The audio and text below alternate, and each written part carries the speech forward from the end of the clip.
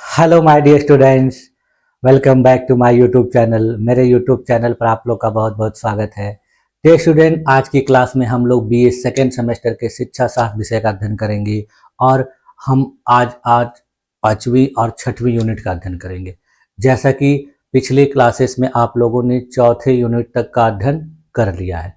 अब आपके 4 यूनिट बचे थे, तो 4 यूनिट में जो आगे के जो यूनिट हैं वो आपको पढ़ने हैं। अपने देश में शिक्षा व्यवस्था में जो समस्याएं हैं, जिसमें सबसे पहले पढ़ना है कि पूर्व प्राथमिक शिक्षा में भारत में क्या क्या समस्याएं हैं। फिर उसके बाद हमको देखना है कि प्राथमिक शिक्षा के क्षेत्र में क्या समस्याएं हैं, फिर माध्यमिक शिक्षा में क्या समस्याएं हैं, उच्च शिक्षा में क्या समस्याएं हैं, और फिर लास्ट में देखना है कि कुछ महत्वपूर्ण ऐसे फैक्टर होते हैं जो शिक्षा को प्रभावित करते हैं, जैसे नगरीकरण, गरीबी, जनसंख्या विस्फोट और प्रतिभा पलायन। तो ये सारी चीज़ों को हम लोग को इधर देखना है।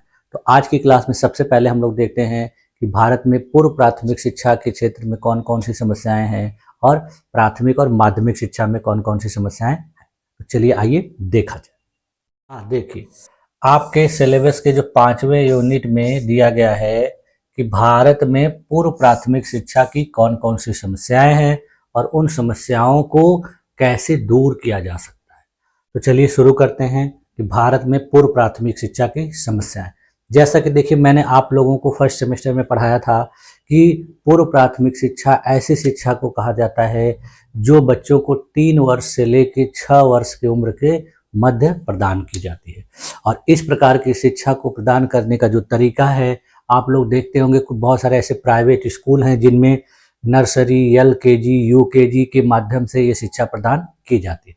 उसी प्रकार से अपने देश की सरकार के द्वारा भी इससे शिक्षा प्रदान करने की शुरुआत की गई, जिसमें आंगनवाड़ी, बालवाड़ी, इस तरह की जो व्यवस्थाएं की गई हैं उसमें बच्चों को पूर्व प्राथमिक शिक्षा प्रदान की जाती है। तो चलिए देखते हैं कि इसकी क्या क्या समस्याएं हैं अपने देश में। देखिए, भारत में जो पूर्व प्राथमिक शिक्षा है वह बच्चों के समग्र विकास के लिए एक महत्वपूर्ण आधार प्रदान करती है। क्योंकि देखिए, शुरुआत से बच्चे जब पढ़ेंगे, मेहनत से अच्छे तरीके से उनको पढ़ाया जाएगा तो वो उनके लिए आधार बेस के रूप में होता है। लेकिन इस स्तर पर कई समस्याएं हैं जो इसकी प्रभावशीलता को बाधित करती है। इन समस्याओं में देखिए, असंतोषजनक स्थिति, शिक्षकों का अपर्याप्त प्रशिक्षण, शिक्षण सामग्री की कमी, प्रशासन और निगरानी में खामियां तथा एक रूपता की समस्या जो है प्रमुख है। यानी यही जो परेशानियां हैं, यही जो समस्याएं हैं आपके सिलेबस में आपको पढ़नी। ऐसे होंगी बहुत सारी समस्याएं, लेकिन मेनली यही समस्याएं जो हैं आपको पढ़ना है और यही समस्याएं सबसे महत्वपूर्ण भी होती हैं। तो सबसे पहले देखेंगे कि पूर्व प्राथमिक जो विद्यालय हैं उनकी असंतोषजनक स्थिति, यानी unsatisfactory conditions of pre primary school. देखिए, अपर्याप्त बुनियादी सुविधाएं इसमें, यानी पूर्व प्राथमिक विद्यालयों में जो स्थिति असंतोषजनक है, तो वो असंतोषजनक स्थिति किस वजह से है। तो सबसे पहली वजह है कि वहाँ पर जो बुनियादी सुविधाएं हैं वो पर्याप्त मात्रा में नहीं है। जैसे देखिए, भारत में अधिकांश पूर्व प्राथमिक विद्यालयों, विशेष रूप से सरकारी आंगनबाड़ी केंद्रों में उचित कक्षाएं, शौचालय, स्वच्छ पेयजल और खेल के मैदान जैसी मूलभूत सुविधाओं की कमी देखी जाती है। यहाँ के स्कूलों में बच्चों के बैठने और पढ़ने की सुविधाएं अक्सर अव्यवस्थित होती हैं, जिससे बच्चों का विकास बाधित होता है। शहरी और ग्रामीण क्षेत्रों के पूर्व प्राथमिक स्कूलों की स्थिति में भारी असमानता होती है। ग्रामीण क्षेत्रों में अधिकतर विद्यालयों की स्थिति अत्यंत दयनीय है। देखिए, बहुत सारी सुविधाएं नहीं हैं, ग्रामीण शहरी क्षेत्र में बहुत ज़्यादा अंतर पाया जाता है। ग्रामीण क्षेत्र में इसका ज़्यादा महत्व ही नहीं दिया जाता है। गार्जियन सोचते हैं कि बच्चा अभी छोटा है, अभी इसको क्यों पढ़ने के लिए भेजें, जब 5 साल का हो जाएगा, 6 साल का हो जाएगा तब भेजेंगे। और जहाँ आंगनवाड़ी, बालवाड़ी है तो वहाँ पर बच्चे पर्याप्त मात्रा में जाते नहीं हैं। थोड़े बहुत बच्चे जाते हैं, और जाते भी हैं तो उनको वहाँ पर बहुत सारी सुविधाएँ नहीं मिलती हैं। इसके बाद देखिए, दूसरा समस्या जो है वो है अनुचित पर्यावरण और असुरक्षा। इसका मतलब कि बच्चों के मानसिक और शारीरिक विकास के लिए उपयुक्त वातावरण वहाँ पर नहीं उत्पन्न होता है। वहाँ पर जो काम करने वाले लोग होते हैं, जो सहायिका होती हैं, जो वो पढ़ाने वाले लोग होते हैं, बताने वाले लोग होते हैं, वो बच्चों के साथ अच्छे तरीके से पेश नहीं आते हैं, उनके साथ अच्छा व्यवहार नहीं करते हैं, तो इसकी वजह से समस्या होती है। कई विद्यालयों में बच्चों की सुरक्षा और स्वास्थ्य संबंधित आवश्यकताओं पर उचित ध्यान नहीं दिया जाता है, जिससे दुर्घटनाओं की संभावना बनी रहती है। लापरवाही की जाती है, बच्चों के ऊपर ध्यान नहीं रखा जाता है। इसके बाद देखिए, बाल केंद्रित गतिविधियों की अनुपस्थिति होती है, यानी बहुत से ऐसे पूर्व प्राथमिक शिक्षा के केंद्र हैं भारत में जहां पर बालकों से संबंधित जो गतिविधियां होती है, जैसे उनको खेलने कूदने के लिए सामान चाहिए, उनको उस तरह का वातावरण चाहिए, तो वो सारी चीज़ें वहाँ पर नहीं उपलब्ध होती हैं, उनको खेलने उलने के लिए प्रोत्साहित नहीं किया जाता है। तो ये सारी जो है खेल आधारित और रचनात्मक गतिविधियाँ जो है वहाँ पर बहुत कम होती हैं। इससे देखिए क्या होता है कि बच्चों को औपचारिक शिक्षा की ओर धकेला जाता है, जिससे उनका नैसर्गिक विकास प्रभावित होता है। बच्चों को खेल कूद के माध्यम से पढ़ाना चाहिए, विभिन्न प्रकार की एक्टिविटी के माध्यम से पढ़ाना चाहिए, लेकिन टीचर क्या करेंगे, छोटे छोटे बच्चों को औपचारिक शिक्षा की तरह पढ़ाने लगेंगे। उनको जैसे बड़े बच्चों को पढ़ाया जाता है उस तरीके से पढ़ाएंगे, उस तरीके से समझाने लगते हैं, तो इससे बच्चों को दिक्कत होती है और उनका विकास जो है बाधित होता है।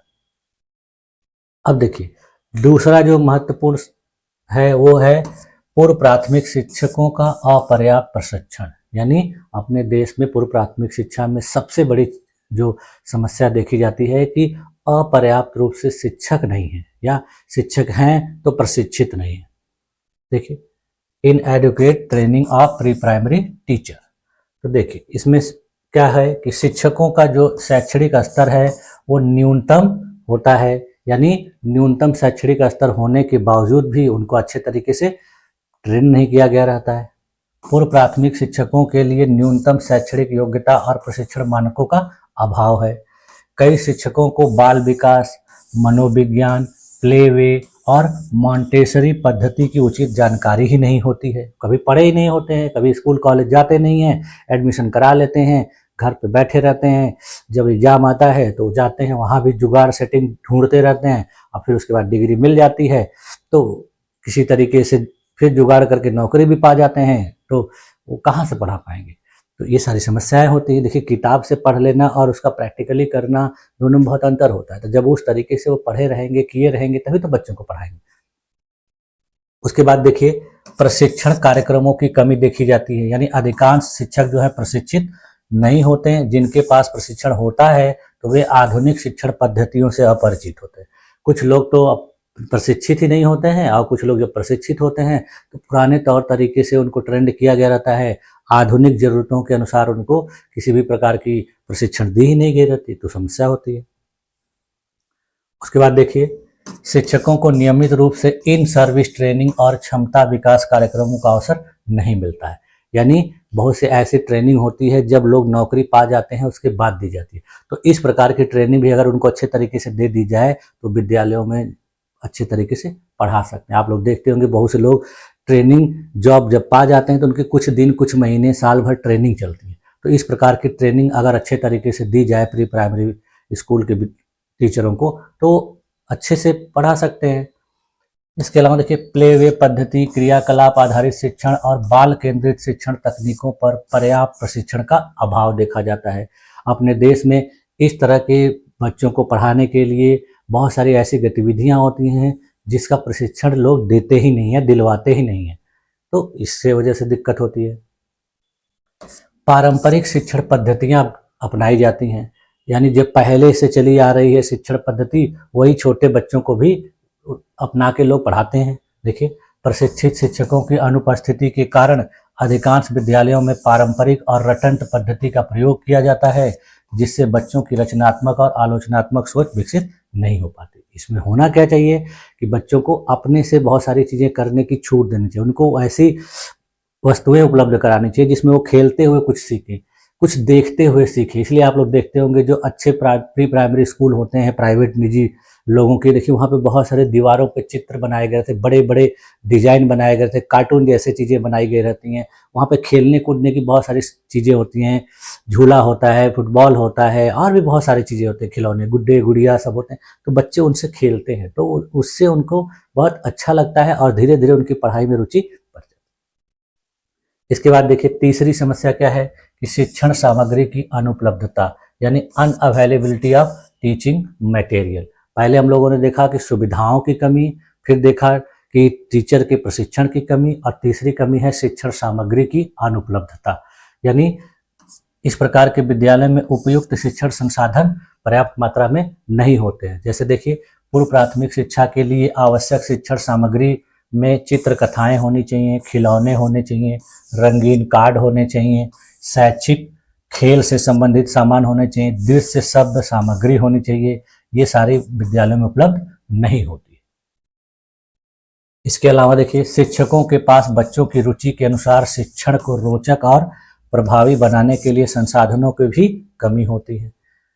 उसके बाद इसी के अंतर्गत देखिए पाठ्यक्रम और सामग्री में असमानता होती है, यानी जो बच्चों को पढ़ाने का पाठ्यक्रम होता है उसके आधार पर सामग्री वहाँ उपलब्ध नहीं होती है, तो उसमें असमानता देखी जाती है। देखिए सरकारी आंगनबाड़ी केंद्रों और निजी पूर्व प्राथमिक विद्यालयों में पाठ्यक्रम और शिक्षण सामग्री में बड़ा अंतर होता है। आप लोग देखेंगे कि आपके घर के कोई बच्चा होगा जो किसी प्राइवेट स्कूल में पढ़ता होगा, इंग्लिश मीडियम स्कूल में पढ़ता होगा, वहाँ वह नर्सरी LKG में पढ़ रहा है, उसका पाठ्यक्रम आप देखिए, उसको पढ़ाए जाने का तौर तरीका देखिए, और वही बच्चा एक जो आंगनवाड़ी में पढ़ रहा है तो उसको पढ़ाए जाने का तौर तरीका देखिए, आपको बहुत अंतर दिखेगा। इसके बाद देखिए सरकार द्वारा वितरित शिक्षण सामग्री की गुणवत्ता और मात्रा अक्सर अपर्याप्त होती है, जिससे बच्चों को समुचित ज्ञान और कौशल प्राप्त करने में कठिनाई होती है। यानी सरकार बहुत सारे ऐसी शिक्षण सामग्री है जो वहाँ पर वितरित करती है, लेकिन वो वहाँ पहुँचते पहुँचते कम हो जाती है, उसकी गुणवत्ता खराब हो जाती है, लोग उस पर ध्यान देते ही नहीं है। बहुत से लोग तो उसको ब्लैकमेल कर देते हैं, बेच देते हैं। तो ये सारी समस्याएं जो है इस की कमी के कारण है। देखिए खेल और गतिविधि आधारित संसाधन बहुत ज़्यादा मात्रा में नहीं होते हैं, कम होते हैं। देखिए खेल आधारित शिक्षा के लिए आवश्यक सामग्री में जैसे देखिए ब्लॉक्स, पजल्स, बोर्ड गेम्स, कला और शिल्प सामग्री की कमी बच्चों के रचनात्मक विकास को बाधित करती है। ये देखिए क्या होता है इससे कि बच्चों के शारीरिक और मानसिक विकास के लिए खेल कूद और गतिविधि आधारित संसाधनों का अत्यंत अभाव देखा जाता है। चौथी समस्या देखिए क्या है कि प्रशासन और पर्यवेक्षण में कमियां, यानी इतनी सारी कमियां थी, अब इनकी देखभाल, प्रबंधन, प्रशासन में भी कमियां देखी जाती हैं। Loop holes in supervision and administration, तो इसमें देखिए क्या क्या कमी देखी जाती है। समुचित रूप से निगरानी और मूल्यांकन की कमी देखी जाती है, यानी इन विद्यालयों का सही तरीके से निगरानी नहीं किया जाता है, और कोई व्यक्ति मूल्यांकन करने के लिए आता है, भेजा जाता है, तो वो भी केवल खाना पूर्ति करके चला जाता है। देखिए गुणवत्ता की निगरानी और मूल्यांकन के लिए कोई ठोस प्रणाली नहीं है। आंगनबाड़ी केंद्रों और पूर्व प्राथमिक विद्यालयों के नियमित निगरानी और निरीक्षण नहीं किया जाता, जिससे गुणवत्ता में गिरावट आती है। इसी के अंतर्गत देखिए दूसरी समस्या प्रशासनिक उदासीनता है, यानी जो सरकारी अधिकारी और प्रशासक हैं उनके द्वारा पूर्व प्राथमिक शिक्षा के प्रति उदासीनता दिखाई जाती है। उस पर ज़्यादा केयर ही नहीं करते अधिकारी भी, वो मनमानी तरीके से ऐसे ही बस चल रहा है तो चल रहा है। प्रशासनिक निगरानी और पर्यवेक्षण की कमी के कारण जो शिक्षण संस्थान होते हैं उसमें अनियमितता और लापरवाही बनी रहती है। जो वहाँ पे कार्य करने वाले लोग होते हैं, तो कार्यकर्ती सहायिका जो होती हैं वो भी अपना आराम से बैठ के बातें करती रहती हैं। उनको पता है कि अधिकारी आएंगे तो हमारा परिचय है, हम उनसे बात कर लेंगे, समझ लेंगे, उनको समझा देंगे, तो इस तरह से उसमें लापरवाही होती है। उसके बाद फिर देखिए प्रशासन प्रबंधन की तरफ पर्याप्त मात्रा में बजट और संसाधन उपलब्ध नहीं कराया जाता, उसका आवंटन नहीं किया जाता है। पूर्व प्राथमिक शिक्षा के लिए देखिए समुचित बजट और वित्तीय संसाधन प्रदान नहीं किए जाते हैं। आंगनवाड़ी और पूर्व प्राथमिक संस्थानों को वित्तीय सहायता और आवश्यक संसाधनों की कमी के कारण विकास में बाधा आती है। इसके बाद देखिए अपर्याप्त मानक संचालन की प्रक्रिया, यानी लैक ऑफ SOPs होता है। प्रशासन और पर्यवेक्षण के लिए एक निश्चित मानक संचालन प्रक्रिया, स्टैंडर्ड ऑपरेटिंग प्रोसीड्योर का अभाव देखा जाता है, जिससे सभी विद्यालयों में समान गुणवत्ता सुनिश्चित नहीं हो पाती। यानी जो पर्यवेक्षण करने वाले होते हैं, जो मानक निर्धारित करने वाले होते हैं, उसमें एकता नहीं देखी जाती। यानी सब कहीं कहीं मानक में बहुत ज़्यादा गड़बड़ी होती है, कहीं थोड़ा बहुत सामान्य रूप से होता है, तो इसके वजह से विद्यालयों को संचालन में बहुत समस्या आती है। देखिए पांचवी समस्या है एक रूपता की समस्या, यानी प्रॉब्लम ऑफ यूनिफॉर्मिटी। इससे क्या होता है कि पाठ्यक्रम और वहाँ पर पढ़ाने की जो पद्धति होती है बहुत ज़्यादा अंतर होता है। देखिए, पाठ्यक्रम और शिक्षण पद्धति में असमानता। भारत में पूर्व प्राथमिक शिक्षा का कोई एक समान पाठ्यक्रम नहीं है, यही सबसे बड़ी समस्या है। निजी स्कूल, सरकारी स्कूल और आंगनबाड़ी केंद्रों में पाठ्यक्रम और शिक्षण पद्धति में भारी अंतर होता है। आप देखेंगे कि कोई निजी स्कूल है तो वहाँ किस प्रकार से प्री प्राइमरी में पढ़ाई हो रही है बच्चों को, एक सरकारी स्कूल है वहाँ कैसे हो रही है, और एक आंगनबाड़ी निजी वो है वहाँ पर कैसे हो रही है। तो सब में अलग अलग तरीका होता है, जिसकी वजह से वहाँ पर असमानता देखी जाती है। एनसीईआरटी और राज्य स्तर पर पाठ्यक्रम में एक रूपता लाने के प्रयासों के बावजूद इसे पूरे देश में लागू नहीं किया गया। देखिए, भारत में बहुत सारी ऐसे नियामक संस्थाएं हैं जिनके द्वारा पाठ्यक्रम तैयार किया जाता है, बनाया जाता है, उनके द्वारा प्रयास करने के बावजूद भी अभी तक इसमें सही तरीके से एक रूपता नहीं लाई जा सकी है और पूरे देश में इसको सही तरीके से लागू नहीं किया जा सका है।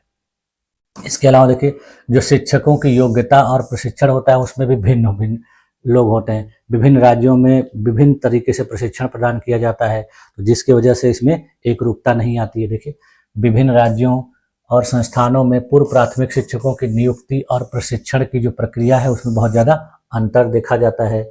एक रूप प्रशिक्षण मानकों की कमी से पूर्व प्राथमिक शिक्षा की गुणवत्ता में विविधता देखने को मिलती है। इसके बाद देखिए, शिक्षण सामग्री और मूल्यांकन की प्रक्रिया में भी असमानता देखी जाती है। यानी विभिन्न प्रकार के संस्थानों में शिक्षण सामग्री, मूल्यांकन और शिक्षण पद्धति में कोई समरूपता नहीं होती है। अलग अलग जगहों पे अलग अलग तौर तरीके अपनाए जाते हैं। तो इसके परिणाम स्वरूप बच्चों के सीखने के स्तर और उनकी प्रगति में बड़ा अंतर दिखाई देता है। अब देखिए, इन सारी समस्याओं का समाधान और सुझाव क्या दिया जा सकता है, समाधान क्या होगा और इसके लिए क्या सुझाव दिए जा सकते हैं, यानी सॉल्यूशंस एंड सजेशंस। तो सबसे पहले देखिए क्या किया जा सकता है कि पूर्व प्राथमिक स्कूलों के बुनियादी ढांचे में सुधार करना चाहिए। यानी अभी हम लोगों ने देखा कि बुनियादी ढांचे में बहुत ज़्यादा गड़बड़ी थी, कमी थी, तो उसको सुधार कर देना चाहिए।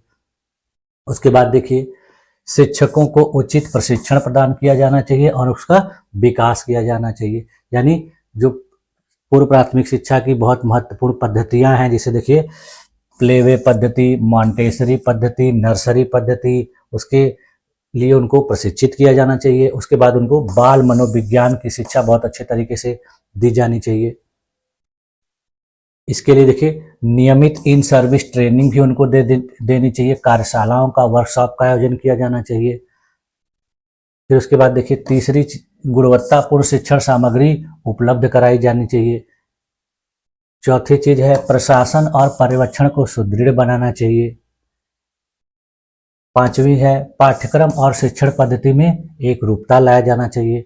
यानी जो ऊपर समस्याएं थी उन्हीं समस्याओं को अगर दूर कर दिया जाए तो इसमें सुधार किया जा सकता है। अब देखिए, इसका कंक्लूजन क्या निकल के आ रहा है, निष्कर्ष क्या निकल के आ रहा है कि भारत में पूर्व प्राथमिक शिक्षा को सुदृढ़ बनाने के लिए बुनियादी ढांचे में सुधार, शिक्षकों के प्रशिक्षण, पाठ्यक्रम की एक रूपता और पर्यवेक्षण को मजबूत करने की आवश्यकता है।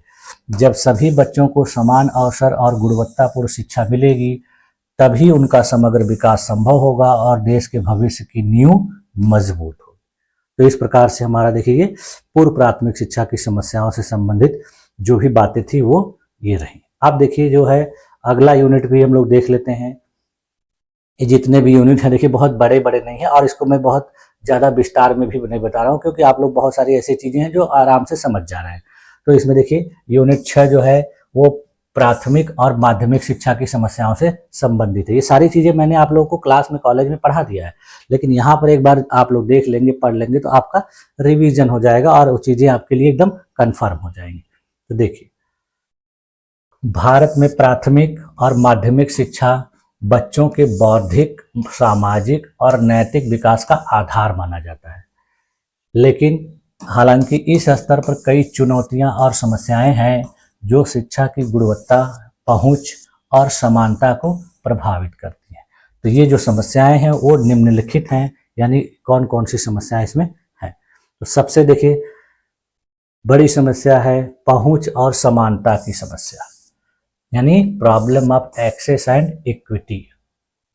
इसमें देखिए क्या क्या चीजें आती हैं कि ग्रामीण और शहरी क्षेत्रों में असमानता, यानी ग्रामीण और शहरी क्षेत्रों में पहुंच की बहुत बड़ी असमानता देखी जाती है। ग्रामीण क्षेत्रों में बहुत से ऐसे बच्चे हैं जो प्राथमिक और माध्यमिक विद्यालयों तक नहीं पहुंच पाते, या पहुंच भी पाते हैं तो उनकी पहुंचने की जो कैपेसिटी है बहुत सीमित है।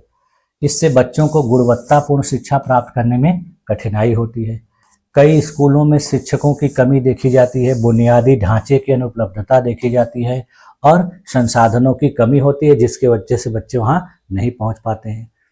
दूसरी चीज होती है यहाँ पर कि लैंगिक रूप से असमानता देखने को मिलती है, यानी ग्रामीण और वंचित समुदायों में लड़कियों की शिक्षा को लेकर जागरूकता की कमी देखी जाती है, इसलिए उनकी पहुंच सुनिश्चित नहीं हो पाती है। लड़कियों को घरेलू कार्यों और सामाजिक बाध्यताओं के कारण स्कूल छोड़ना पड़ता है, जिससे उनकी शिक्षा बाधित होती है।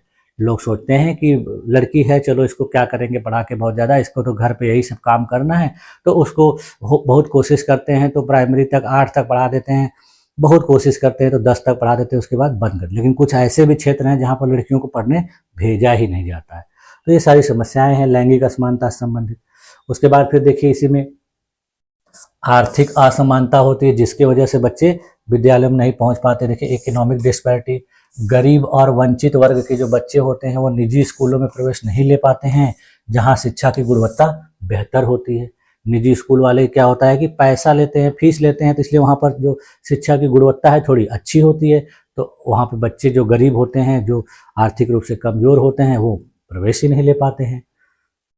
आर्थिक रूप से कमजोर परिवार बच्चों को सरकारी स्कूलों में भेजते हैं, और जहां संसाधनों और शिक्षकों की गुणवत्ता में कमी देखी जाती है। अगर शिक्षक सरकार नियुक्त कर रही है तो शिक्षकों में गुणवत्ता ही नहीं होती है, या फिर संसाधन भी सही तरीके से नहीं होते। अगर सरकार उपलब्ध भी करा देती है तो लोग उसको सही तरीके से इस्तेमाल ही नहीं करते हैं, प्रयोग ही नहीं करते हैं।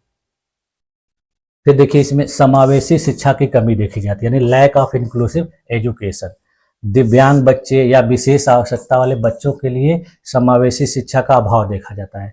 आप लोगों ने पढ़ा होगा कि जो बच्चे दिव्यांग होते हैं, विशेष आवश्यकता वाले होते हैं, उनके पढ़ाने का तरीका अलग होना चाहिए, उनके लिए स्टडी मटेरियल अलग तरीके का होना चाहिए। तो ये सब चीज़ें वहाँ देखने को मिलती ही नहीं है। अधिकांश स्कूलों में शारीरिक रूप से अक्षम बच्चों के लिए आवश्यक बुनियादी सुविधाएं और संसाधन उपलब्ध ही नहीं होते हैं।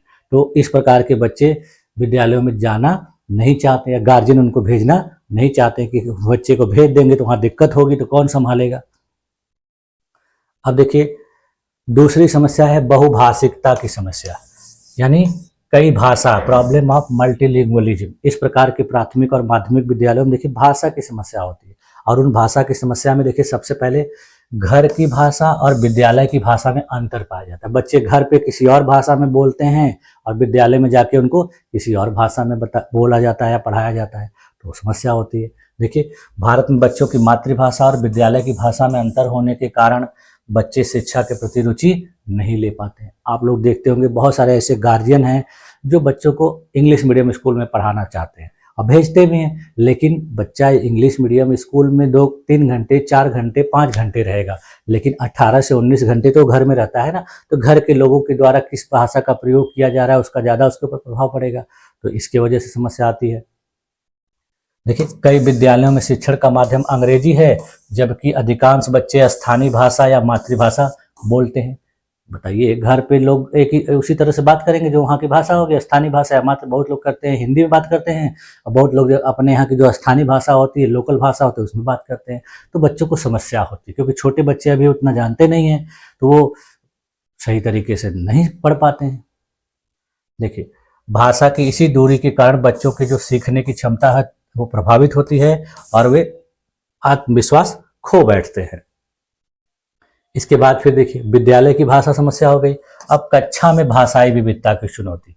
कई विद्यालयों में देखिए विभिन्न भाषाओं के बच्चे एक ही साथ पढ़ते हैं, जिससे शिक्षकों के लिए सभी बच्चों को समान रूप से पढ़ाना कठिन हो जाता है। बहुत से ऐसे जगह हैं जहां पर कई भाषा बोलने वाले बच्चे स्कूलों में पढ़ते हैं। अब उससे क्या होता है कि टीचर्स को पढ़ाते समय दिक्कत होती है कि कौन से बच्चे को किस भाषा में अच्छे तरीके से समझ में आएगा, तो ये भी समस्या होती है। भाषाई विविधता के कारण शिक्षकों को बहुभाषिक शिक्षण विधियों की आवश्यकता होती है, जो अक्सर उपलब्ध नहीं होती। बहुत से ऐसे स्टूडेंट हैं जिनको किसी एक भाषा में नहीं समझ में आ रहा है तो दूसरी भाषा में समझाएंगे तब समझ में, लेकिन टीचर्स पता चले कि कई भाषाओं में प्रशिक्षण लिया ही नहीं है, उसको केवल एक ही भाषा आती है, तो बच्चों को कैसे क्लियर करेगा, तो फिर उसकी वजह से समस्या आ जाती है। फिर पाठ्य पुस्तकों में भी भाषाई असमानता होती है। बहुत सारी ऐसे पाठ्य पुस्तकें होती हैं जिनमें कुछ ऐसी चीज़ें होती हैं जो बच्चों को अलग अलग तरीके से समझाएगी। जैसे मान लीजिए कुछ ऐसी किताबें हैं जो अंग्रेजी माध्यम में, कुछ ऐसी किताबें हैं जो हिंदी माध्यम में विद्यालय में, तो बच्चों को कौन सी भाषा में सही तरीके से समझ में आएगा उसको उसी तरीके से पढ़ाना चाहिए, तो नहीं हो पाता है। देखिए पाठ्य पुस्तकों में अधिकांश सामग्री मुख्य धारा की भाषा में होती है जो बच्चों की मातृभाषा से भिन्न होती है। ग्रामीण और आदिवासी क्षेत्रों के बच्चों को मुख्य धारा की भाषा में शिक्षण सामग्री समझने में कठिनाई होती है। अब जैसे देखिए बहुत सारे ऐसे जो ग्रामीण क्षेत्र के बच्चे हैं या दूर दराज के एकदम रिमोट एरिया में आदिवासी क्षेत्र में रहने वाले हैं, तो उनको हमेशा से वहाँ की जो स्थानीय भाषा है वही बोलना सिखाया गया, उसी तरीके से काम करना सब कुछ सिखाया गया। अब वो जब जाते हैं या तो उनको किताब हिंदी में मिलेगी या फिर अंग्रेजी में मिलेगी, तो शुद्ध हिंदी में जो किताब मिलेगी तो उनको पढ़ने में दिक्कत होती है और अंग्रेजी में रहेगी तो और दिक्कत होती है। अब देखिए अगला जो समस्या है वो सामूहिक या जनता बनाम वर्ग का अंतर, वित्तीय बोझ और पाठ्यक्रम की समस्या से संबंधित जो प्रॉब्लम है वो है। तो इसमें देखिए सबसे पहले जो है सामूहिक जनता बनाम वर्ग का अंतर, यानी mass versus class gap in standard. इसमें देखिए क्या होता है कि निजी विद्यालयों में शिक्षा का स्तर उच्च होता है जबकि सरकारी विद्यालयों में शिक्षण की गुणवत्ता निम्न होती है। देखिए जो प्राइवेट स्कूल होते हैं, निजी विद्यालय होते हैं, उसमें देखिए शिक्षा की जो क्वालिटी होती है सरकारी स्कूलों की अपेक्षा बेहतर होती है, ये देखने को मिलता है और सभी गार्जियन ही मानते भी हैं और ऐसा होता भी। ठीक है, जो सरकारी विद्यालय होते हैं वहाँ के शिक्षण की गुणवत्ता निम्न होती है। ऐसा नहीं है कि वहाँ के शिक्षक जो हैं उनको पढ़ाया नहीं, उनको सब कुछ दिया जाता है, सैलरी दी जाती है, अच्छा प्रशिक्षण दिया जाता है, लेकिन वो वहाँ पर लापरवाही करते हैं। देखिए निजी विद्यालयों में तकनीकी संसाधन, योग्य शिक्षक और बेहतर पाठ्यक्रम होते हैं जबकि सरकारी विद्यालयों में सुविधाएं सीमित होती हैं। अब ये सरकारों के ऊपर डिपेंड करती हैं, सरकार जितना बजट आवंटित करेगी उतने में ही काम करना पड़ता है। और निजी विद्यालय जो होते हैं वो अपने ऊपर डिपेंड होते हैं, उनको देख लगता है कि नहीं हमारे यहाँ ये कमी है, उस कमी को सही करते हैं और उसके बदले में वो फीस बढ़ा देते हैं। सरकारी विद्यालयों में तो फीस लगती नहीं है, जिसकी वजह से जो संसाधन रहते हैं वो पर्याप्त मात्रा में सीमित होते हैं। देखिए इस असमानता के कारण समाज में अमीर और गरीब वर्ग के बच्चों के बीच शिक्षा की गुणवत्ता में अंतर हो जाता है। इसके अंतर्गत देखिए दूसरी समस्या माता पिता पर वित्तीय बोझ की समस्या, यानी फाइनेंशियल लोड ऑन पेरेंट्स। इसमें देखिए जो निजी विद्यालय होते हैं वहाँ की फीस, यूनिफॉर्म, किताबें और अन्य खर्चे माता पिता पर भारी वित्तीय बोझ डालते हैं। यानी वहाँ पे बहुत सारे खर्चे होते हैं, यूनिफॉर्म का खर्चा, किताब का खर्चा और भी बहुत सारी चीज़ें होते हैं, उन सब चीज़ों का खर्चा तो गार्जियन के लिए बहुत कठिन हो जाता है। गरीब परिवारों के बच्चों को अक्सर स्कूल छोड़ना पड़ता है क्योंकि वे शिक्षा का खर्च वहन नहीं कर सकते। बहुत से ऐसे बच्चे होते हैं कि अच्छे स्कूलों में पढ़ते रहते हैं लेकिन इतनी ज़्यादा फीस बढ़ जाती है, खर्चे इतने ज़्यादा हो जाते हैं, मजबूरी में उनको विद्यालय छोड़ देना पड़ता है। फिर इसी के अंतर्गत देखिए पाठ्यक्रम की जटिलता और उसका बोझ होता है, यानी complex and burdensome of curriculum. इसमें देखिए क्या होता है कि प्राथमिक और माध्यमिक शिक्षा में पाठ्यक्रम अत्यधिक सैद्धांतिक और भारी होता है जिससे बच्चों को व्यवहारिक ज्ञान देने के बजाय रटंत प्रणाली पर जोर दिया जाता है। यानी बच्चों को व्यवहारिक और बेहतर शिक्षा देने के बजाय उनको प्रायोगिक शिक्षा देने की वजह से बच्चों को रटंत प्रणाली पे सिखाया जाता है, रटने वाला चीज बताया जाता है। तो कई बार देखिए पाठ्यक्रम बच्चों की मानसिक स्तर और स्थानीय आवश्यकताओं से मेल नहीं खाता है जिसकी वजह से बच्चे विद्यालय छोड़ देते हैं या फिर पढ़ाई बंद कर देते हैं। अब देखिए अगली जो समस्या है माध्यमिक स्तर पर तकनीकी और व्यावसायिक मार्गदर्शन की कमी तथा राष्ट्रीय कौशल योग्यता ढांचा, यानी माध्यमिक स्तर पर टेक्नोलॉजी और वोकेशनल एजुकेशन की बहुत ज़्यादा कमी देखी जाती है और उसके बाद राष्ट्रीय कौशल योग्यता ढांचा जो बनाया गया उसके आधार पर भी यहाँ पर अभाव देखा जाता है। तो देखिए तकनीकी और व्यावसायिक शिक्षा का अभाव, माध्यमिक शिक्षा में बच्चों को तकनीकी और व्यावसायिक शिक्षा यानी वोकेशनल एजुकेशन तथा टेक्निकल एजुकेशन सही तरीके से नहीं प्रदान किया जाता। अगर कहीं है ही नहीं, कहीं है तो सही तरीके से प्रदान नहीं किया जाता, बहुत सी जगह तो दिया ही नहीं जाता, बच्चे इसके बारे में जानते ही नहीं है।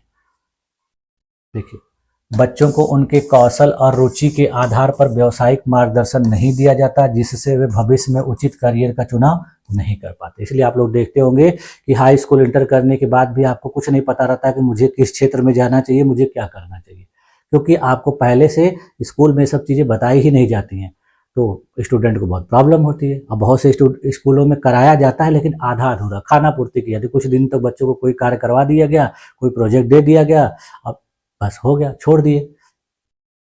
देखिए, इसके बाद देखिए, जो राष्ट्रीय कौशल ढांचा नेशनल स्किल क्वालिफिकेशन फ्रेमवर्क है, जिसको शॉर्टकट में NSQF कहा जाता है, सरकार के द्वारा बनाया गया था, इसका सही तरीके से प्रभावी रूप से क्रियान्वयन नहीं किया जाता है। इसको देखिए, सरकार ने 2013 में स्कूलों में व्यावसायिक शिक्षा को बढ़ावा देने के लिए लागू किया था, लेकिन इसका प्रभावी क्रियान्वयन अभी तक नहीं हो पाया। सोचिए, 13 में लाया गया था और अभी 2025 आ गया। अभी आप जाके विद्यालयों में देखेंगे कि बहुत सारे विद्यार्थियों के अंदर न्यूनतम योग्यता नहीं होगी किसी काम को करने की, कोई न्यूनतम दक्षता नहीं होगी, ना स्किल होगा, कुछ नहीं रहता है।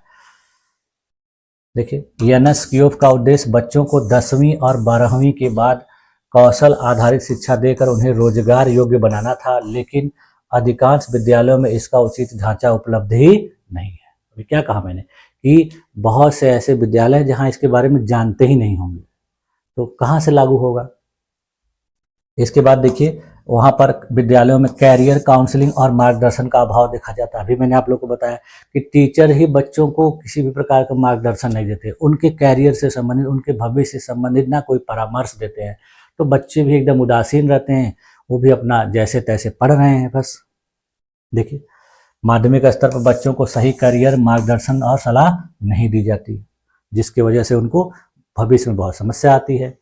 अधिकांश स्कूलों में कैरियर काउंसलिंग की कोई व्यवस्था नहीं होती, जिससे बच्चे अपनी रुचि और योग्यता के अनुसार सही कैरियर का चुनाव नहीं कर पाते। अब देखिए, अगली जो समस्या है वो साइबर दुनिया और बढ़ते तनाव की समस्या, यानी साइबर वर्ल्ड और स्ट्रेस जो है बच्चों के अंदर बहुत ज़्यादा है। यानी साइबर वर्ल्ड का मतलब हो गया कि मोबाइल, कंप्यूटर, इन सब चीज़ों का इस्तेमाल करते हैं और इनसे समस्या होती है, और उसके बाद उनमें तनाव देखा जाता है, क्योंकि इस उम्र के जो बच्चे होते हैं हाई स्कूल इंटर में पढ़ने वाले, उनको बहुत सारे शारीरिक जो बदलाव होते हैं उसकी वजह से तनाव का सामना करना पड़ता है। तो देखिए, इंटरनेट और साइबर खतरों का बढ़ता प्रभाव इसमें शामिल है, जिससे देखिए माध्यमिक शिक्षा में जो बच्चे होते हैं वो तकनीकी संसाधनों का प्रयोग करते हैं, मोबाइल चलाते हैं, लैपटॉप चलाते हैं, कंप्यूटर चलाते हैं। इससे बच्चों का साइबर दुनिया से संपर्क बढ़ जाता है। अब बच्चों को इंटरनेट और सोशल मीडिया के अत्यधिक उपयोग के कारण साइबर बुलिंग, अश्लील सामग्री और मानसिक तनाव का सामना करना पड़ता है। इसके बाद देखिए, इसमें ऑनलाइन शिक्षा और डिजिटल विभाजन देखने को मिलता है। कोविड-19 के बाद देखिए, बहुत से ऐसे विद्यालय हैं जहां पर ऑनलाइन शिक्षा की प्रवृत्ति को बढ़ावा दिया गया और बच्चे भी इन सब चीज़ों में इंटरेस्ट लेने लगे। लेकिन बहुत से ऐसे क्षेत्र हैं जो ग्रामीण क्षेत्र हैं, दूर दराज के क्षेत्र हैं, वहाँ इंटरनेट की सुविधा नहीं है, नेटवर्क की प्रॉब्लम है, लाइट बिजली की समस्या है, तो उसके वजह से वो इसका उपयोग नहीं कर पाते, तो वहाँ डिजिटल विभाजन देखने को मिलता है। देखिए, कोविड-19 के बाद ऑनलाइन शिक्षा की प्रवृत्ति बढ़ी है, लेकिन ग्रामीण क्षेत्रों में डिजिटल संसाधनों की कमी होती है, जिसके कारण बच्चों में असमानता देखी जाती है और वो जो शहरी क्षेत्र के बच्चे हैं उनके मुकाबले पिछड़ जाते हैं। देखिए, डिजिटल डिवाइड के कारण शहरी और ग्रामीण बच्चों के बीच सीखने की प्रक्रिया में बड़ा अंतर आ जाता है। उसके बाद देखिए, शिक्षा में बच्चों का बढ़ता मानसिक तनाव, यानी बच्चे शिक्षा में तनाव से बहुत ज़्यादा ग्रसित होते हैं। देखिए, वर्तमान शिक्षा प्रणाली में बच्चों पर उच्च अंक प्राप्त करने का अत्यधिक दबाव डाला जाता है। गार्जियन कहते हैं कि आपको ज़्यादा नंबर लाना है, टॉप करना है, फर्स्ट आना है, तो उससे उनके ऊपर दबाव रहता है।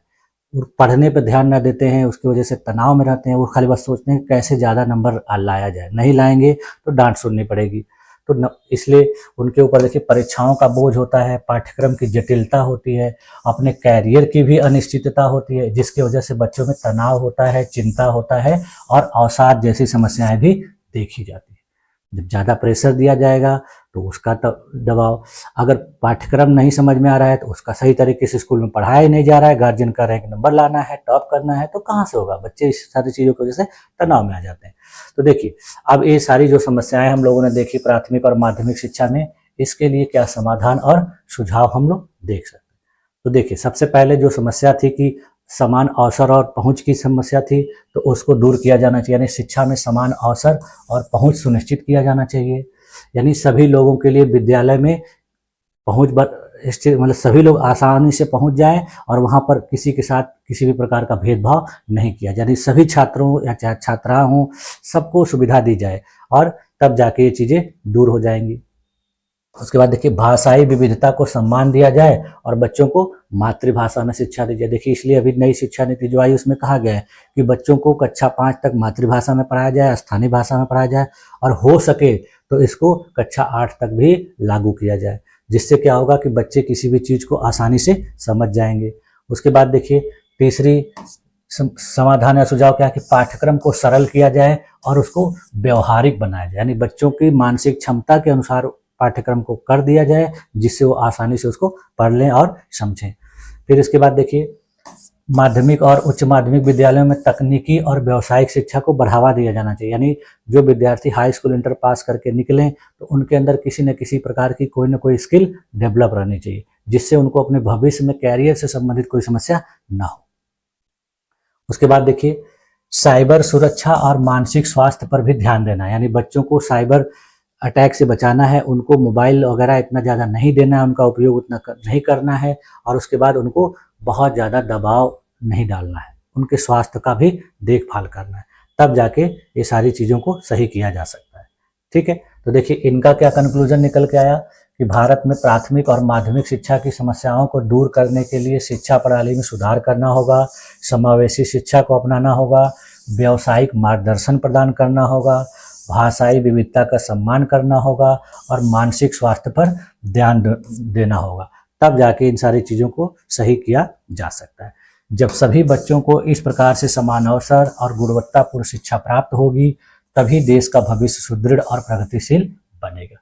यानी इतनी सारी समस्याएं हैं, जब इनको सही तरीके से सुधारा जाए, इसमें बदलाव किया जाए, तब जाके अपने देश में प्राथमिक और माध्यमिक शिक्षा की समस्याओं को दूर करके बच्चों का भविष्य उज्जवल बनाया जा सकता है और इससे देश का भी विकास सुदृढ़ हो। ठीक है, तो इस प्रकार देखिए, आज हम लोगों ने पूर्व प्राथमिक शिक्षा की समस्याओं और उनको दूर करने के लिए सुझाव, प्राथमिक शिक्षा की समस्याएं और माध्यमिक शिक्षा की समस्याएं, फिर उनको दूर करने के लिए सुझाव, इन सारी चीज़ों का विस्तार पूर्वक अध्ययन किया। तो आज की क्लास में यहीं तक रखा जाए। मुझे पूरी उम्मीद है कि आप लोगों को ये सारी चीज़ें समझ में भी आई होंगी। तो आप लोगों ने अपने आप को मेरी इस क्लास में इतने देर तक बनाए रखा, इसके लिए भी आप लोग का बहुत बहुत धन्यवाद। मिलते हैं नेक्स्ट क्लास में, तब तक के लिए थैंक यू।